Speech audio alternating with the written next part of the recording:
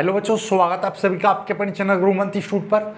आज की ये वीडियो 12th क्लास केमिस्ट्री की वीडियो रहेगी और केमिस्ट्री में आज से हम आपकी बहुत ज़्यादा मोस्ट डिमांडेबल सीरीज यानी कि जो अति महत्वपूर्ण नाम वाली अभिक्रियाएं जो थी आपकी 20 अभिक्रियाएं दी हैं मैंने पूरी केमिस्ट्री से छाँट कर, और 2021 की जो बोर्ड परीक्षाएँ आएंगी उनमें आपका नाम वाली रिएक्शन का बहुत बड़ा रोल है।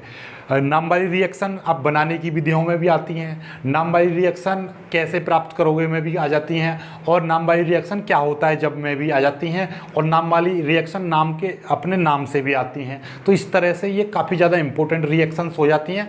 और जो बच्चे आगे यानी कि नीट वगैरह का एग्ज़ाम देना चाहते हैं, यानी कोई भी आगे यूनिवर्सिटी बीएससी बीटेक वगैरह करना चाहते हो, उसका एंट्रेंस वगैरह दोगे तो वहाँ पर भी ये रिएक्शंस का कभी कभी उत्पाद पूछ लेता है, क्या प्रोडक्ट बनेगा। तो ये आपके लिए बहुत ज़्यादा यूजफुल, बहुत ज़्यादा इंपॉर्टेंट रिएक्शंस हैं, राइट। तो मात्र 20 रिएक्शन हैं, उनको बहुत ही जल्दी जल्दी हम ख़त्म कर लेंगे। आज से हम स्टार्ट कर रहे हैं। पहली रिएक्शन है हैलोफॉर्म अभिक्रिया, राइट। ये मैंने पहले भी पढ़ा रखी है, लेकिन आज अब हम इस सीरीज में शुरू से कराएंगे इन अभिक्रियाओं को। तो आप लोग ज़रा ढंग से कर लेना, थ्योरी को भी याद कर लेना। बहुत बेहतरीन तरीके से आपको थ्योरी में लर्न करवा दूंगा, राइट। देखिएगा, इसकी थ्योरी लिख लीजिए। हैलोफॉर्म अभिक्रिया होती क्या है बेसिक तौर पर?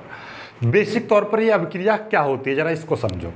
कि एक ले लो आप एथिल एल्कोहल, एथिल एल्कोहल, या आप ले लो एसीटल्डिहाइड,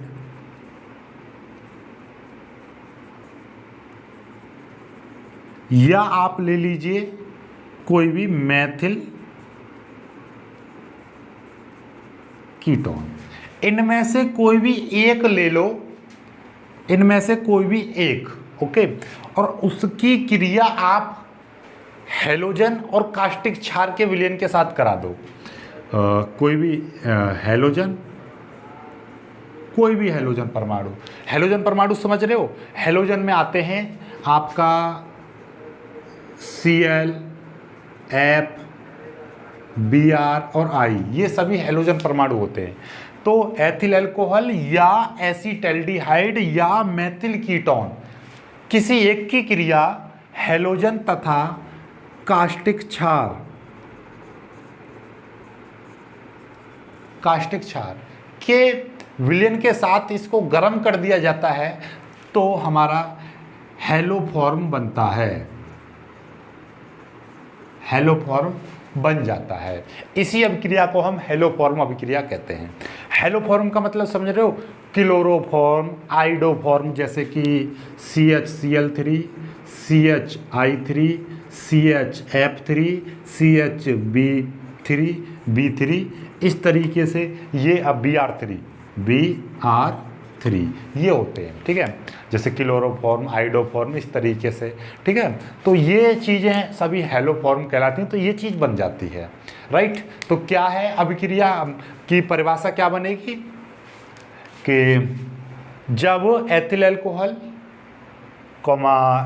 या एसीटल्डिहाइड या किसी मेथिल कीटोन को हैलोजन तथा कास्टिक क्षार के विलयन के साथ गर्म करते हैं तो हैलोफॉर्म बनता है। इसी अभिक्रिया को हम हैलोफॉर्म अभिक्रिया कहते हैं। हो गई याद? एक बार और मेरे साथ रिवाइज कर लीजिए। क्या है अभिक्रिया? कि जब एथिल अल्कोहल या एसीटल्डिहाइड या किसी मेथिल कीटोन को हैलोजन तथा कास्टिक क्षार के विलयन के साथ गर्म किया जाता है तो हैलोफॉर्म प्राप्त होता है या हैलोफॉर्म बनता है। इस अभिक्रिया को हम हैलोफॉर्म अभिक्रिया कहते हैं। रिएक्शन बनाएंगे, लेकिन उससे पहले मैं थ्योरी लिख देता हूं। क्या है थ्योरी? जब एथिल अल्कोहल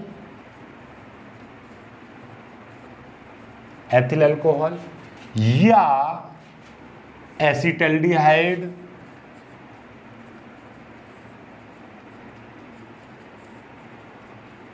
एसीटल्डिहाइड या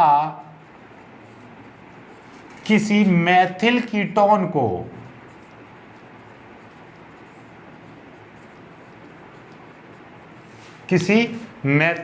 को जब एथिल अल्कोहल या एसिटल्डिहाइड या किसी मैथिल कीटोन को हैलोजन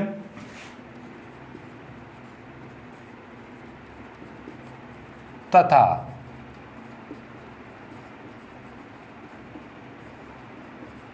कास्टिक क्षार के विलयन के साथ गर्म करते हैं, कास्टिक क्षार के विलयन के साथ गर्म करते हैं तो हैलोफॉर्म बनता है, या हैलोफॉर्म बनता है या हैलोफॉर्म प्राप्त होता है, हैलोफॉर्म बनता है। इसी अभिक्रिया को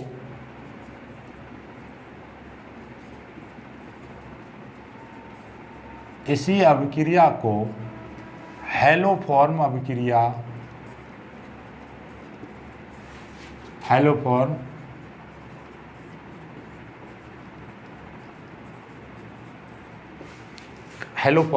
कहते हैं। हो गया। अब देखो, या तो एथिल अल्कोहल से बना लो, या एसिटल्डिहाइड से बना लो, या मैथिल कीटोन से बना लो। बताओ कौन सी से बनाए? सबसे ज़्यादा इजी रिएक्शन और अच्छी रिएक्शन मुझे एसिटल्डिहाइड की लगती है, और इसी को मैं बना के दिखाता हूँ आपको। बहुत ही प्यारी। वैसे तो भैया कोई भी बना लो, सभी इजी हैं, लेकिन आपके लिए बहुत फायदेमंद रहेगी क्योंकि ये ज़्यादा आती है। क्यों आती है ज़्यादा, अभी आप सीख जाओगे, देखिएगा। सबसे पहले हम ले रहे हैं एक एसिटल्डिहाइड ले रहे हैं। एसिटल्डिहाइड यानी कि CH3CHO, एसिटल्डिहाइड। ये क्या है? एसिटल्डिहाइड है। अब एसिटल्डिहाइड की क्रिया, कोई भी एक हैलोजन ले लो। हैलोजन का मतलब क्या था? हैलोजन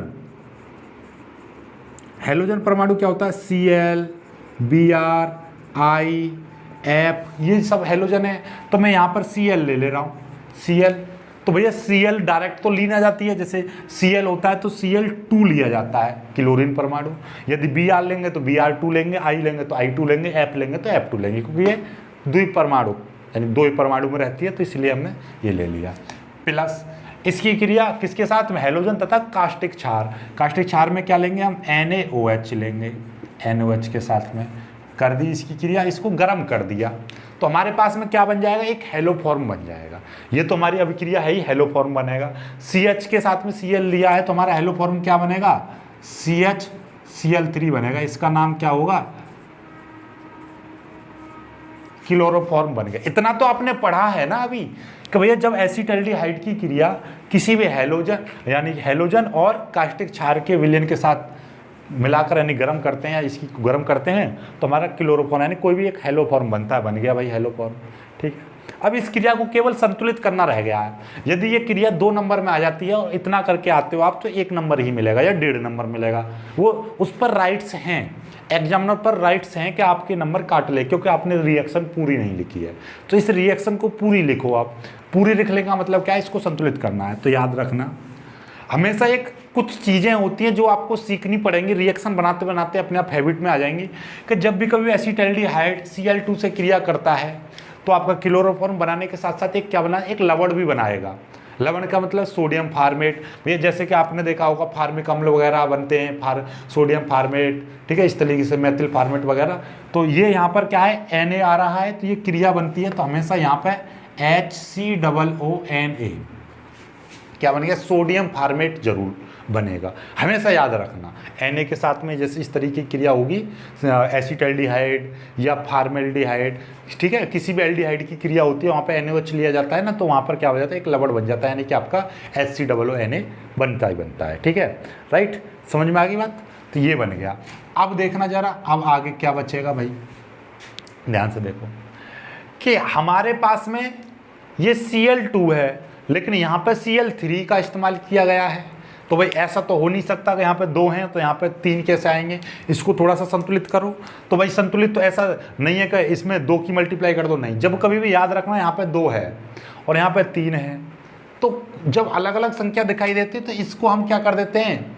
क्रॉस मल्टीप्लाई कर देते हैं। तो 3 की मल्टीप्लाई इधर कर देंगे, हमेशा याद रखना क्या कर देंगे? क्रॉस मल्टीप्लाई कर देंगे। 3 की मल्टीप्लाई इधर कर दिया। ओके, अब ये 3 हो गया। अब ध्यान से समझो, कभी भी याद रखना Cl के साथ में Na दिखाई देता है तो NaCl बनता है, हमेशा बनता है। तो भाई याद रखो यहाँ पे से ये कितने हो गए, 3 दूनी 6 Cl हो गए, इधर 6 Cl हो गए, जिसमें से 3 Cl परमाणु इधर आ गए। तो बचे कितने, 3 Cl परमाणु इधर बच रहे हैं। तो आपको क्या करना पड़ेगा, इधर की साइड में 3 NaCl जरूर लगाना पड़ेगा। क्यों, मैंने आपको पहले ही बता रखी है, Na और Cl जब भी मिलेंगे तो वो तुरंत NaCl बनाता है, राइट। तो यहाँ पे 3 Cl परमाणु बच रहे हैं एक्स्ट्रा, क्योंकि 3 यहाँ पे इस्तेमाल हो गए, 3 बच रहे हैं, तो 3 के साथ में 3 NaCl यहाँ पर बना लिया, राइट। जब 3 NaCl यहाँ पर बना लिया तो यहाँ पर देखना जरा, 3 Na यहाँ पर आया, 1 Na यहाँ पर आया, कितने हो गए, 4 Na परमाणु हो गए। इधर तो 4 Na परमाणु नहीं है, इसीलिए हम क्या करेंगे, यहाँ पर 4 की मल्टीप्लाई कर देंगे। अब हमने 4 Na की यहाँ पर मल्टीप्लाई कर दी। अब बाकी बचता क्या है देखिएगा, अब थोड़ा सा एक एक करके सभी को संतुलित करते हैं। देखिएगा कैसे, कि यहाँ पर कितने हैं, C देखिएगा, 1 C 2 C, यहाँ पे 2 C परमाणु है, यहाँ पर 1 C और यहाँ पर 2 C कार्बन परमाणु बराबर हो गए। चलिएगा भाई, कार्बन परमाणु बराबर, राइट। अब आप Cl परमाणु देखो, 3 दूनी 6 Cl परमाणु, यहाँ पे 3 और 3 यहाँ पे 6, यानी कि Cl परमाणु भी आपके बराबर हो गए। ओके, अब Na परमाणु देखो, यहाँ पे कितने, 4 Na परमाणु हैं, 4 सोडियम परमाणु हैं। इधर देखिए 1 और 3 ये रहे 4, यानी कि आपका Na परमाणु भी बराबर हो गया। अब बचता क्या है, अब आपका H और O बचता है, और H यानी हाइड्रोजन परमाणु और ऑक्सीजन परमाणु का तो एक फंडामेंटल है। फंडामेंटल क्या है कि भाई आपको हमेशा याद रखना, पहले ऑक्सीजन परमाणु देख लो। इधर कितने ऑक्सीजन परमाणु है, 1 ऑक्सीजन परमाणु, और 4 की मल्टीप्लाई इधर हो रही है 4, यानी कि 5 ऑक्सीजन परमाणु हैं इधर। उधर कितने हैं, यहाँ पर केवल 2 ऑक्सीजन परमाणु हैं। इधर 2 ऑक्सीजन परमाणु है, इधर 5 ऑक्सीजन परमाणु हैं। मतलब क्या कि इधर की साइड में आपके 3 ऑक्सीजन परमाणु एक्स्ट्रा हैं। इधर जितने परमाणु एक्स्ट्रा होते हैं ऑक्सीजन के, उतने ही उधर जल का अणु जोड़ देते हैं। तो इधर की साइड में 3 ऑक्सीजन परमाणु ज्यादा हैं, तो आप यहाँ पे क्या कर दोगे, 3 H2O जोड़ दोगे। 3 जल के अणु जोड़ दिए, 3 जल के अणु जोड़ दिए। तो अब देख लो जरा, ऑक्सीजन परमाणु देख लो जरा, 1 ऑक्सीजन परमाणु, 4 और 1 5, 5 ऑक्सीजन परमाणु हो गए, 4 ये रहे, 1 ये रहा 5। इधर कितने, 2 और 3 की मल्टीप्लाई हो गई 3, यानी कि ऑक्सीजन परमाणु भी आपका बराबर हो गया। अब बचा क्या, हाइड्रोजन परमाणु। हाइड्रोजन परमाणु अपने आप बराबर हो जाता है, देख लो कैसे। यहाँ पे देखो 3 और 1 4, 4 ऑक्सीजन, 4 हाइड्रोजन परमाणु, और 4 की मल्टीप्लाई इधर हो रही है, क्योंकि 1 है, 4 की मल्टीप्लाई, यानी 8 हाइड्रोजन परमाणु हैं इधर। इधर कितने हैं देखिएगा, 1 हाइड्रोजन परमाणु और 1 2 हाइड्रोजन परमाणु, और 3 की मल्टीप्लाई इधर हो गई है 2 में, 3 दूनी 6, 6 और 1 7 और 1 8, 8 हाइड्रोजन परमाणु इधर है।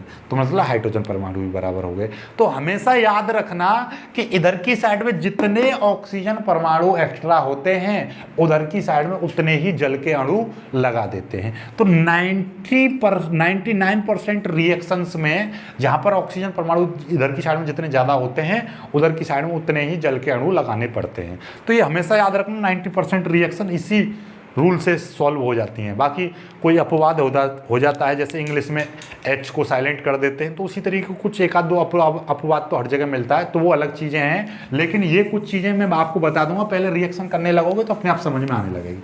आई होप कि आपको ये रिएक्शन समझ में आ गई होगी। बस इस रिएक्शन को ज़्यादा से ज़्यादा प्रैक्टिस करना। यदि कोई भी दिक्कत है तो आप कमेंट जरूर कर देना। थ्योरी से लेकर रिएक्शन बनाने तक यदि कोई भी दिक्कत आई हो इसमें तो कमेंट जरूर कर देना। लेकिन कमेंट करना उससे पहले एक बार इसको पूरा देखना बिना स्किप किए हुए। मैं गारंटी ले रहा हूँ कि आपको बिल्कुल समझ में आ गई होगी, एक एक पॉइंट समझ में आ गया होगा।